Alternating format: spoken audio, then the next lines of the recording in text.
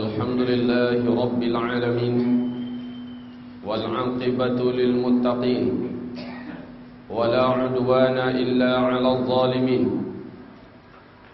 أشهد أن لا إله إلا الله وحده لا شريك له وأشهد أن محمدا عبده ورسوله لا نبي بعده قال الله سبحانه وتعالى يا أيها الذين آمنوا اتقوا الله حق تقاته ولا تموتن إلا وأنتم مسلمون وقال سبحانه وتعالى يا أيها الناس اتقوا ربكم الذي خلقكم من نفس واحدة وخلق منها زوجها وبث منهما رجالا كثيرا ونساء واتقوا الله الذي تساءلون به والأرحام إن الله كان عليكم رقيبا وقال سبحانه وتعالى يا أيها الذين آمنوا اتقوا الله وقولوا قولا سديدا يصلح لكم أعمالكم ويغفر لكم ذنوبكم ومن يطع الله ورسوله فقد فاز فوزا عظيما اللهم ارحمنا بالقرآن وقال النبي صلى الله عليه وسلم فإن أصدق الحديث كتاب الله وخير الهدي هدي محمد صلى الله عليه وسلم وشر الأمور محدثاتها وكل محدثة بدعة وكل بدعة ضلالة وكل ضلالة في النار أما بعد عباد الله معاشر المسلمين أرشدني وإياكم الله قال الله سبحانه وتعالى إن الله لا يغير ما بقوم حتى يغيروا ما بأنفسهم sesungguhnya Allah Subhanahu wa ta'ala tidaklah merubah apa-apa yang ada pada suatu kaum sampai kaum tersebut yang berupaya bergerak berikhtiar untuk merubah apa-apa yang ada di dalam diri-diri mereka. Islam ini ya ibadallah berdiri di atas pemahaman dan manhaj yang pertengahan atau disebut dengan al-aqidah al-wasatiyah, aqidah yang pertengahan, tidak terlalu berat ke kanan dan juga tidak berat ke kiri, benar-benar pertengahan. Di satu sisi ada satu kelompok sesat yang disebut dengan Qadariyah. Di sisi yang lain, lawannya ada kelompok sesat disebut dengan Jabariyah. Qadariyah mereka adalah yang mengatakan takdir kita sendiri yang buat. Tidak ada itu takdir, kita yang menentukan apa yang akan kita lakukan, apa yang akan kita pilih, dan apa yang terjadi itu seluruhnya dipulangkan oleh Allah kepada kita. Maka kita yang menentukan garis hidup ini. Allah tidak campur tangan sedikit pun terhadap apa dan terhadap takdir yang kita lakoni. Ini pendapat satu kelompok sesat yang pertama. Kelompok sesat yang kedua disebut dengan Jabariyah. Mereka mengatakan kebalikan dari yang tadi. Kita hanya menjalani takdir yang telah ditetapkan oleh Allah. Kita tidak punya wewenang dan hak sedikit pun untuk berbuat. Kalau nanti kita masuk surga, itulah takdirnya yang telah Allah tetapkan. Kalau nanti kita masuk neraka, itu juga takdir yang telah Allah tetapkan. Makanya ada hadis kata mereka, kata kelompok Jabariyah ini. Ada orang yang beramal seumur hidupnya dengan amalan-amalan ahli surga, sehingga jarak antara dirinya dengan surga hanya tinggal 1 jengkal saja lagi. Tetapi yang tertulis di Lauhul Mahfuz bahwa dia adalah ahli neraka. Dan ternyata benar, dia banting setir. Dia mengamalkan amalan ahli neraka di penghujung hidupnya, mati dalam keadaan mengamalkan amalan ahli neraka itu. Su'ul khatimah fadakhalan nar, masuklah ia ke dalam neraka. Ada orang yang seumur hidupnya, kata Rasulullah sallallahu alaihi wasallam, mengamalkan amalan ahli neraka sehingga jarak antara dirinya dengan neraka hanya tinggal 1 jengkal saja lagi. Namun telah tertulis di Lauhul Mahfuz bahwa dia adalah penduduk surga. Dan ternyata benar, di penghujung hidupnya, dekat lagi umur kematiannya, ternyata dia banting setir. Dia mengamalkan amalan ahli surga dan dia mati dalam keadaan seperti itu, husnul khatimah. Hadis ini ditutup, innamal a'malu bi khawatimiha. Sesungguhnya amalan seseorang dinilai dengan penutupannya seperti apa. Maka kata kelompok kaum Jabariyah ini, makanya belum tentu saat ini kita yang jahat atau kita melihat orang jahat dia akan menjadi ahli neraka. Belum tentu. Bisa jadi takdirnya dia adalah ahli surga. Dan belum tentu juga orang yang hari ini kelihatan saleh dan taat, dia pasti menjadi ahli surga. Belum tentu, karena takdirnya sudah ada, yakni bisa jadi dia adalah ahli neraka. Ibarat Allah yang kami muliakan. Jadi perhatikan, kelompok Jabriyah mengatakan segala sesuatunya terserah Allah, kita hanya menjalani skenarionya.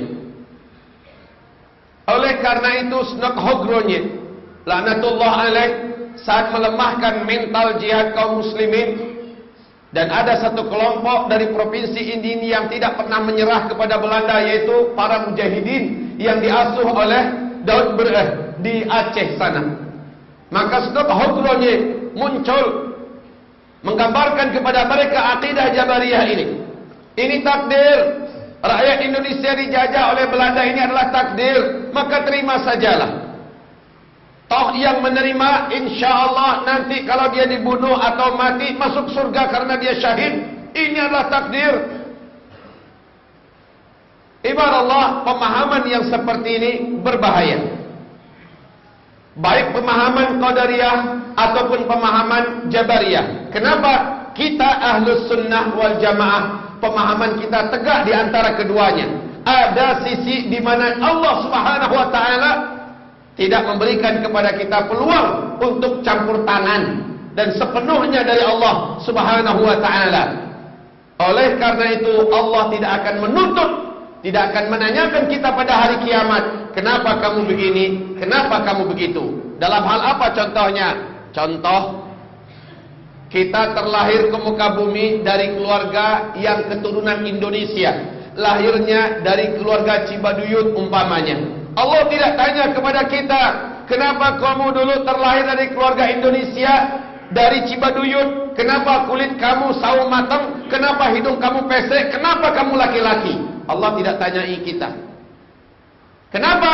Ini urusan yang langsung Allah secara pribadi yang memutuskan. Makanya Allah tidak akan tanya kita. Dan dalam akidah kita ini disebut dengan qadha. Tapi ada perkara yang Allah akan tuntut kita pada hari kiamat, yakni apa-apa saja keputusan-keputusan kita, kebijakan-kebijakan kita di lapangan. Apakah kita mengerjakan perintah, kita meninggalkan larangan, atau kita melanggar larangan, atau kita meninggalkan perintah Allah Subhanahu wa taala, dan kita diberi oleh Allah kemampuan untuk meninggalkannya, kemampuan untuk mengerjakannya, sementara di mana kita berdiri di atas pilihan dan perintah itu, di atas pilihan perintah dan larangan itu. Allah tanyakan kita nanti pada hari kiamat, kenapa kamu tidak sholat? Kenapa kamu tidak berpuasa? Kenapa kamu tidak berzakat? Kenapa harta yang saya lebihkan kepada kamu tidak kamu gunakan untuk membela agamaku? dan agamaku memerlukan harta yang ada saya titipkan ke tangan kamu. Kenapa kamu biarkan negeri kamu dijajah? Kenapa kamu tidak melawan? Kenapa kamu tidak bangkit? Kamu melihat bahaya sudah di depan matamu. Ancaman sudah begitu dekat di leher kamu. Syiah terlaknat sudah datang ke negeri kamu. Mereka membawa virus akidah mereka. Mereka membawa pencengkeram-pencengkeraman nyawa. Di tangan mereka adalah kematian-kematian kamu, dan kamu wajib membela nyawa kamu. Kamu wajib membela akidah kamu. Kenapa kamu menyerah? Allah tanya kepada kita. Maka ini yang disebut dengan al-qada, al-qadar. Jadi ada iman dengan qada, ada iman dengan qadar. Kita memilih. Umar ibn Khattab radhiyallahu anhu menggambarkan secara lugas kepada kita tentang takdir ini. Saat dia tidak jadi berangkat menuju ke Syam, karena di situ bertemu di tengah jalan dengan Abu Ubaidah ibn Jarrah. Assalamualaikum ya Amirul Mukminin. Waalaikumsalam warahmatullahi wabarakatuh. Hendak kemanakah engkau dan rombongan, wahai Amirul Mukminin? Kami mau berangkat menuju Syam, investigasi, menjalin silaturahim, dan melihat dari dekat kinerja daripada pegawai saya yang ada di negeri Syam. Bersama Amirul Mukminin Umar bin Khattab, ada serombongan sahabat senior dari kalangan Muhajirin, ada serombongan sahabat senior dari kalangan Ansar, ada sahabat-sahabat sepuh dari kalangan Quraisy yang sudah beriman. Apa kata Abu Ubaidah ibn Jarrah kepada Umar bin Khattab radhiyallahu anhu? Saran saya, stop perjalanan, kembalilah ke Madinah. Kenapa? Kata Umar. Saat ini di Syam sedang mewabah penyakit ta'un, penyakit menular yang mematikan. Dan dalam sejarah memang puluhan ribu umat Islam meninggal dunia di negeri Syam karena penyakit ta'un ini. Sahabat Rasul Mu'adz bin Jabal termasuk yang meninggal dalam penyakit ta'un tersebut. Umar pun mengerem perjalanannya dan beliau mendirikan tenda di sana. Ibarat Allah yang kami muliakan, kata Umar, kita berhenti di sini dulu. Saya mau berembuk baiknya bagaimana, dan saya mau minta dari Allah seperti apa. Apakah dilanjutkan atau pulang, besok pagi keputusannya.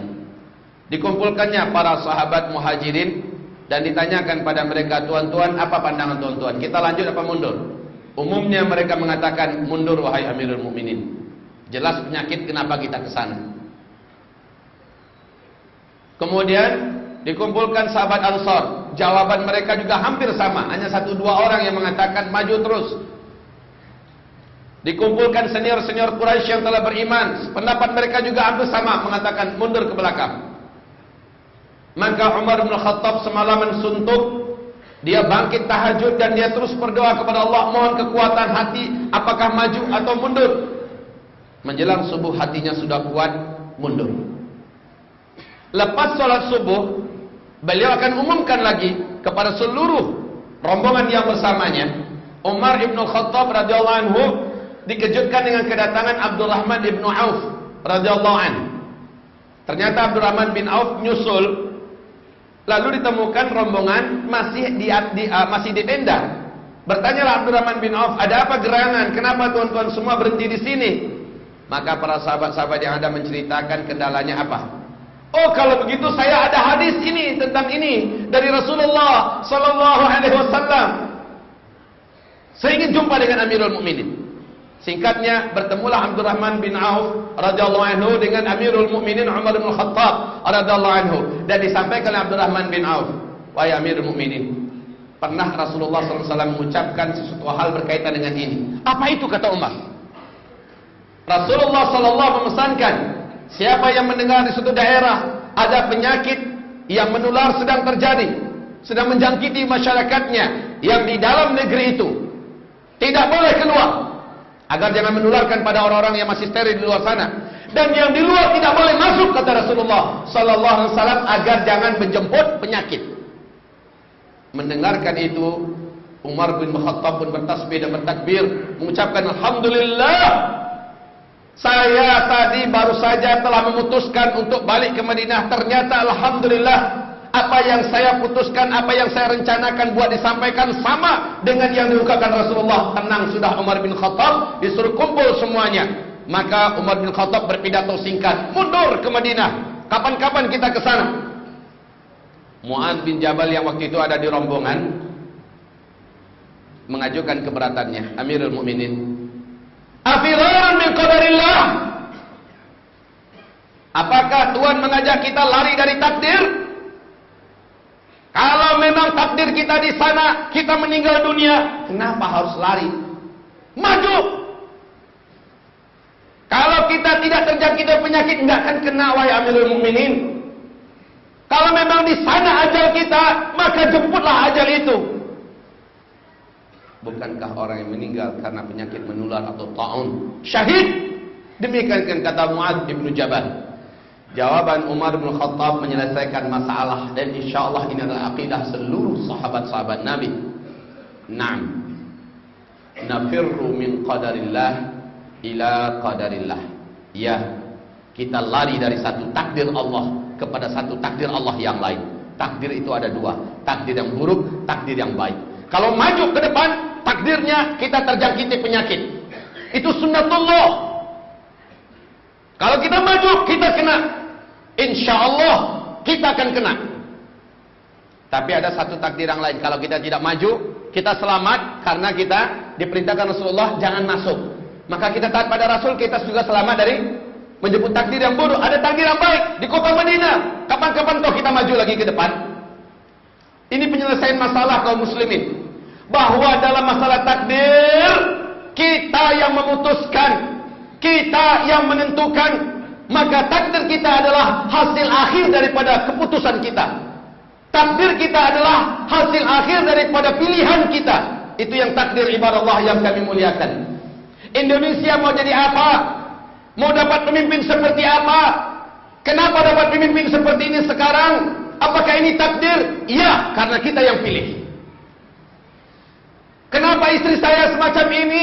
Kenapa anak-anak saya begini? Kenapa kamu pilih dia untuk jadi istri kamu? Bukankah Rasulullah mengatakan jangan nikahi wanita hanya karena kecantikannya, jangan nikahi wanita karena hanya jabatannya, hanya karena keturunannya, hanya karena hartanya, tapi nikahilah karena agamanya. Kita yang memilih terpesona oleh kecantikannya, sementara agamanya jauh. Lalu akhirnya menderita. Punya anak-anak pun jadi anak-anak yang biadab, bangsat, bajingan, tidak berakhlak karena ibunya seperti itu. Jangan ratapi ini takdirku. Iya, ini takdir Anda karena Anda yang memilih wanita seperti itu. Islam telah memberikan tuntunan kepada kita agar kita dapat menyongsong takdir itu yang benar. Pilihlah jalannya. Fahadainahum najdain. Kami bentangkan di hadapan mereka dua jalan. Satu jalan kelihatan berat, mendaki, tapi ujungnya adalah kenikmatan. Satu berat kelihatannya menurun, enak, lurus, tapi di ujungnya adalah jurang neraka jahanam. Mau pilih yang mana? Islam memberikan tuntunan, nih jalannya. Maka yang mau melawan hawa nafsunya, tunduk kepada perintah Allah, mentaslimkan dirinya di hadapan Allah Subhanahu wa taala, mengislamkan dirinya secara kafah, insyaallah dalam hidup ini dia akan mendapatkan hasanah di dunia, hasanah di akhirat, selamat dari neraka Allah. Tetapi apabila dalam hidup ini dia lawan syariat Allah, dia tidak mau patuhi ajaran Allah Subhanahu wa taala, dia lebih ikuti hawa nafsunya, berarti dia mengambil jalan kiri. Maka ujungnya ada di sana, yaitu neraka. Itulah takdir dia. Bukankah Nabi SAW bersabda, "Ma minkum," tidak ada di antara kamu seorang pun saja, melainkan saat ini namanya sudah ada di dalam surga. Dibangunkan untuknya satu istana, lengkap dengan interior dan eksteriornya, lengkap seluruhnya di dalam surga atas nama dia. Dan tidak ada salah seorang pun di antara kamu kecuali saat ini juga namanya sudah ada di dalam neraka. Zulkifli Muhammad Ali. Nama saya hari ini sudah ada di dalam surga. Gedung istana maha besar, maha mewah yang tidak terbeli oleh apapun, yang tidak terbayangkan dan tidak pernah dilihat di muka bumi ini, telah disediakan di surga sana atas nama saya. Di waktu yang sama, di dalam neraka jahanam sudah ada satu tempat penyiksaan khusus yang calon penghuni tempat itu adalah Zulkifli Muhammad Ali. Orangnya sama, tempatnya telah disediakan, satu di surga, satu di neraka. Tinggal kita di dunia ini mau pilih yang mana. Itulah takdir kita. Maka kita memilih jalan apa, kita sedang menuju kepada takdir kita. Dan Allah tidak menzalimi kita. Allah tidak menzalimi kita. Makanya nanti pada hari kiamat, orang tidak akan banyak membantah Allah.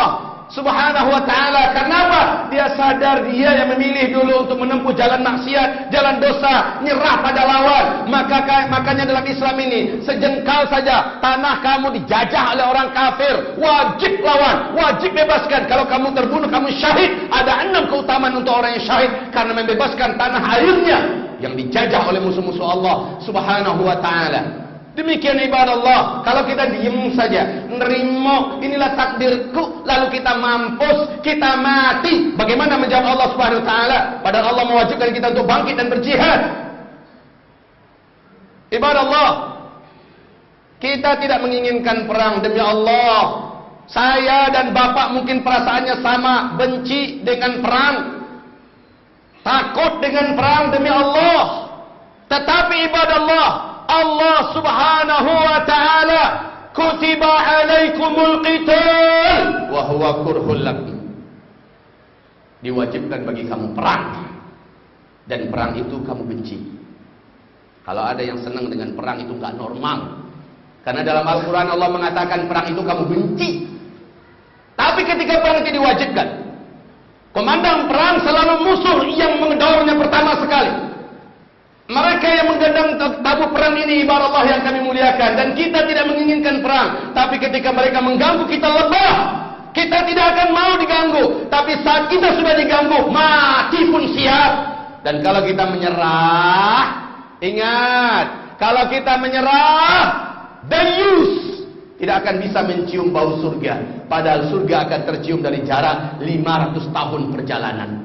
Menyerah aja, inilah takdirku, maka mati mampuslah.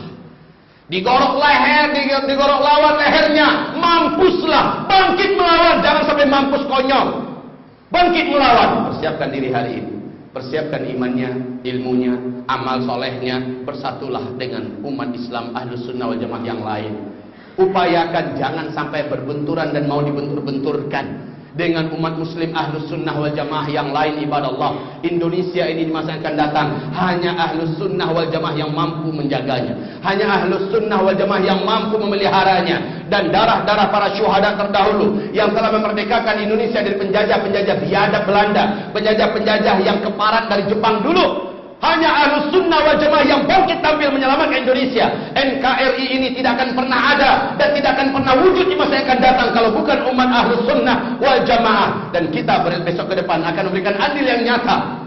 Selama ini kita dianaktirikan, selama ini kita ditindas, selama ini kita telah dizalimi. Tapi kita akan lihatkan kepada mereka bahwa Indonesia ini tidak akan ada kalau tidak ada kita. InsyaAllah ta'ala ibadah Allah yang kami muliakan, kita bukan umat yang menerima dengan takdir, sementara kita tidak berbuat untuk sesuatu untuk merubah takdir. Kamu tidak akan dirubah oleh Allah sampai kamu merubah diri kamu sendiri. Demikian ayat pertama yang kita bacakan. Astaghfiru rabbakum innahu kana ghaffara yursilis samaa 'alaikum midrara. Alhamdulillahil wahidil ahadil fardis samad alladzi lam yalid ولم يولد ولم يكن له كفوا أحد أشهد أن لا إله إلا الله وحده لا شريك له وأشهد أن محمدا عبده ورسوله لا نبي بعده. Di dalam hadis sahih Bukhari dan sahih Muslim, Rasulullah sallallahu alaihi wasallam telah bersabda, sayati alaikum zaman alladhi ba'dahu syarrun minhu hatta talqaw rabbakum. Akan tiba kepada kamu suatu zaman, pada masa itu orang yang menemukan hari ini lebih buruk daripada hari sebelumnya, dan hari esok lebih buruk daripada hari ini. Hatta talqaw rabbakum, sampai kamu semua berjumpa dengan Allah Rabb kamu. Tanda besar kiamat itu ada 10. Tanda besar kiamat yang ke-7 adalah seluruh umat Islam di muka bumi ini serentak meninggal dunia karena angin lembut yang bertiup dari daerah timur atau dalam riwayat yang lain dari daerah Yaman. maka hatta talqau rabbakum, sehingga seluruh kamu berjumpa dengan Rabb kamu. Artinya zaman yang dimaksud, di mana zaman itu kedepannya hari-hari dan bertambah waktunya akan makin buruk daripada sebelumnya. Zaman itu insyaallah ta'ala adalah pada periode keempat.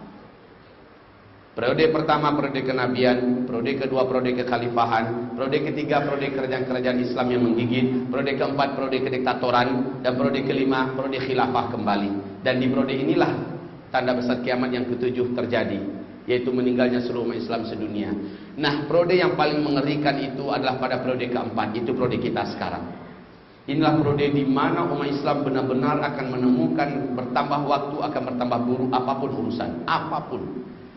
Tetapi orang yang mampu eksis menampilkan imannya, berpegang erat dengan Al-Quran dan Sunnah apapun tantangannya, nilai mereka, pahala mereka 50 pahala para sahabat. Dan Rasul mengumumkan bahwa itu orang yang hidup di akhir zaman, di zaman yang seperti itu adalah saudara-saudaraku. Para sahabat-sahabat berkata, bukankah kami saudaramu ya Rasulullah? Bukan, kalian semua sahabat-sahabatku. Yang saudara-saudaraku adalah kaum yang datang setelah kamu sekalian. Mereka tidak pernah melihat aku, mereka tidak menyaksikan mukjizatku dan tidak menyaksikan wahyu turun, dan mereka hidupnya adalah di penghujung zaman.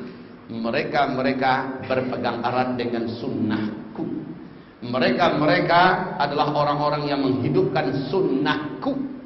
Mereka sangat mencintaiku seperti kalian mencintai aku.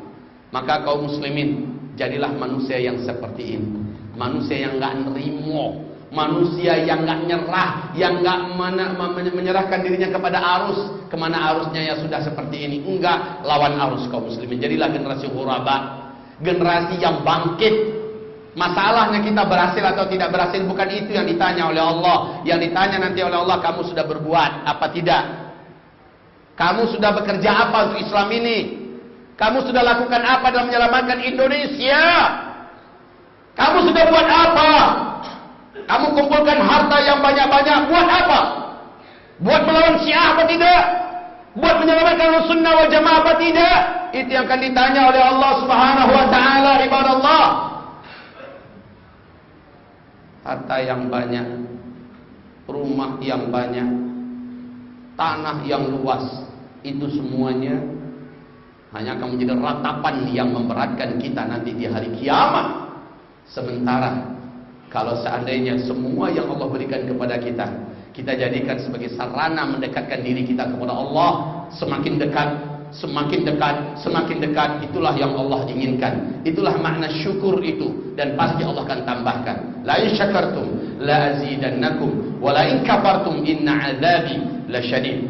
Ibarat Allah yang kami muliakan, mari bergabung dalam perjuangan ini. Mari bergabung kaum muslimin. Amal ibadah yang secara pribadi dibandingkan dengan amal berjamaah untuk kepentingan besar, jauh lebih besar pahalanya di sisi Allah Subhanahu wa taala. Maka jangan pernah tercecer, jangan pernah sendirian, apalagi dalam menghadapi musuh bersama yang saat ini mereka sudah tertanzim dengan sempurna di Indonesia ini. Mari bersama wahai kaum muslimin. Jangan lagi ada pengkotak-kotakan, itu NU, itu Muhammadiyah, ini Persis, ini HTI, ini PKS. Sudah tutup dulu itu semua kaum muslimin. Siapa di depan kita? Musuh kita sudah jelas-jelas di depan kita. Seluruh orang Ahlus Sunnah wal Jamaah jelas akan mereka sikat habis. Yang di luar kelompok mereka, di luar daripada kelompok Syiah ini akan mereka habisi kaum muslimin. Bagi mereka, seperti kata laknatullah alaih Nu'man al-Jazairi, bahwa halal darah kaum muslimin dan halal harta mereka. Siapapun umat Islam, kalau seandainya kamu bisa menyiksa mereka, kamu wajib masuk surga. Kalau ada umat Islam Sunni, bisa kamu siksa mereka lalu kamu bunuh, kamu wajib masuk surga tanpa hisab. Itu akidah mereka, dan itu ada dalam kitab-kitab suci mereka. La haula wala quwwata illa billahil aliyyil azim. Hasbunallah ni'mal maula wa ni'mal wakil, ni'mal maula wa ni'mal nasir. Allahumma salli wa sallim ala hadzal nabiyil karim wa ala alihi wa sahbihi ajma'in wa man tabi'ahu bi ihsanin ila yaumiddin. Allahumma ighfir lil muslimin wal muslimat wal mu'minin wal mu'minat al ahya'i minhum wal amwat برحمتك يا سميع قريب مجيب دعوات. ربنا ظلمنا أنفسنا وإن لم تغفر لنا وترحمنا لنكونن من الخاسرين. ربنا لا تزغ قلوبنا بعد إذ هديتنا وهب لنا من لدنك رحمة إنك أنت الوهاب. ربنا فاغفر لنا ذنوبنا وإسرافنا في أمرنا وثبت أقدامنا وانصرنا على القوم الكافرين. عباد الله ادعوا الله عز وجل لإخوانكم المظلومين المستضعفين في بلاد الشام، في فلسطين، في سوريا، في لبنان، وفي أردن. ادعوا الله لإخوانكم المظلومين المستضعفين المضغوطين في كل قطر من أقطار أرض الله سبحانه وتعالى. عباد الله اتقوا الله حيثما كنتم فإنه لا يفلح إلا المتقون. Semoga Allah Subhanahu wa taala menjadikan seluruh kita yang ada termasuk orang-orang yang bisa menutup hidupnya dengan husnul khatimah. Semoga seluruh hamba-hamba Allah yang hadir di ruangan ini termasuk orang-orang yang siap melunakkan hatinya dan bergabung, bersatu dengan seluruh barisan aswaja ahlus sunnah wal jamaah yang sejati. Dan seluruh kita ibadah Allah yang kami muliakan akan diminta oleh Allah pertanggungjawaban atas energi yang masih ada di badan ini, atas potensi harta yang masih ada pada kita, atas kekuatan akal kita yang dicerdaskan oleh Allah dan mata yang masih terang. Maka seluruh kita harus bertanggung jawab terhadap apapun yang saat ini Allah amanahkan untuk menjaga kehormatan agama Allah Subhanahu wa taala. InsyaAllah ta'ala yang bergabung dalam perjuangan maka adalah sebaik-baik manusia di akhir zaman. Dan yang main sendirian maka Allah subhanahu wa ta'ala akan membiarkan syaitan menerkamnya, yang dia akan menjadi pecundang yang akan dipermalukan oleh musuh-musuh Allah subhanahu wa ta'ala.